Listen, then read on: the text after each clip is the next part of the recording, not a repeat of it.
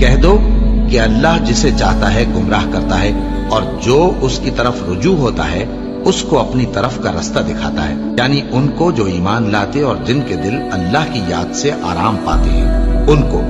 اور سن رکھو کہ اللہ کی یاد سے ہی دل آرام پاتے ہیں۔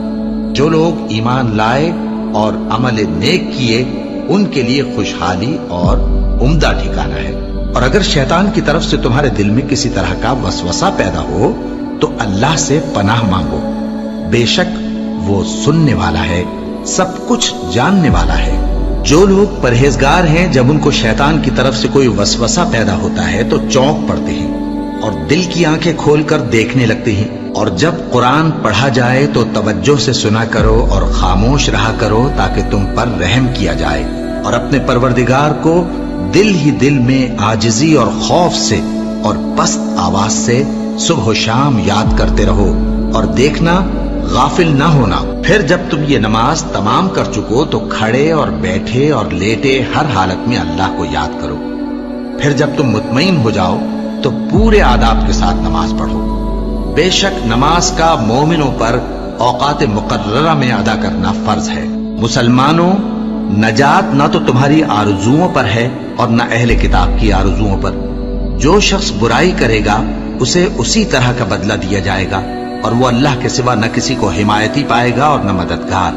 اور جو کوئی رحمان کی یاد سے آنکھیں بند کر لے یعنی تغافل کرے، ہم اس پر ایک شیطان مقرر کر دیتے ہیں تو وہ اس کا ساتھی ہو جاتا ہے، اور یہ شیطان ان کو رستے سے روکتے رہتے ہیں اور وہ سمجھتے ہیں کہ وہ سیدھے رستے پر ہیں، یہاں تک کہ جب وہ ہمارے پاس آئے گا تو اس شیطان سے کہے گا کہ اے کاش مجھ میں اور تجھ میں مشرق و مغرب کا فاصلہ ہوتا، تو برا ساتھی ہے۔ اے اہل ایمان، اللہ کا بہت بہت ذکر کیا کرو اور صبح و شام اس کی پاکی بیان کرتے رہو، وہی تو ہے جو تم پر رحمت بھیجتا ہے اور اس کے فرشتے بھی، تاکہ تم کو اندھیروں سے نکال کر روشنی کی طرف لے جائے۔ اور اللہ مومنوں پر مہربان ہے۔ اور صبح و شام اپنے پروردگار کا نام لیتے رہو، اور رات کو بڑی دیر تک اس کے آگے سجدے کرو اور اس کی پاکی بیان کرتے رہو۔ اے نبی، یہ کتاب جو تمہاری طرف وحی کی گئی ہے اس کو پڑھا کرو اور نماز کے پابند رہو۔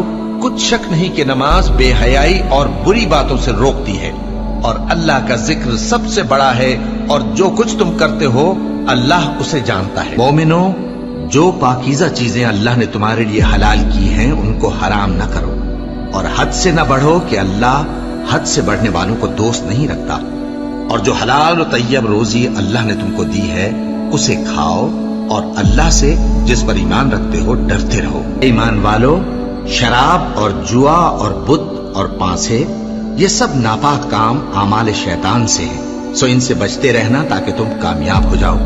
شیطان تو یہ چاہتا ہے کہ شراب اور جوئے کے سبب تمہارے آپس میں دشمنی اور رنجش ڈلوا دے اور تمہیں اللہ کی یاد سے اور نماز سے روک دے۔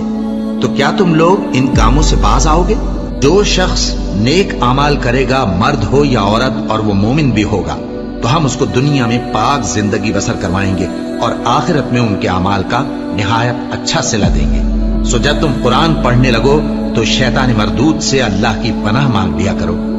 حقیقت یہ ہے کہ جو مومن ہیں اور اپنے پروردگار پر بھروسہ رکھتے ہیں ان پر اس کا کچھ زور نہیں چلتا، اس کا زور انہی لوگوں پر چلتا ہے جو اس کو رفیق بناتے ہیں اور اس کے وسوسے کے سبب اللہ کے ساتھ شریک مقرر کرتے ہیں۔ سو تم مجھے یاد کیا کرو، میں تمہیں یاد کیا کروں گا، اور میرا احسان مانتے رہنا اور میری ناشکری نہ کرنا۔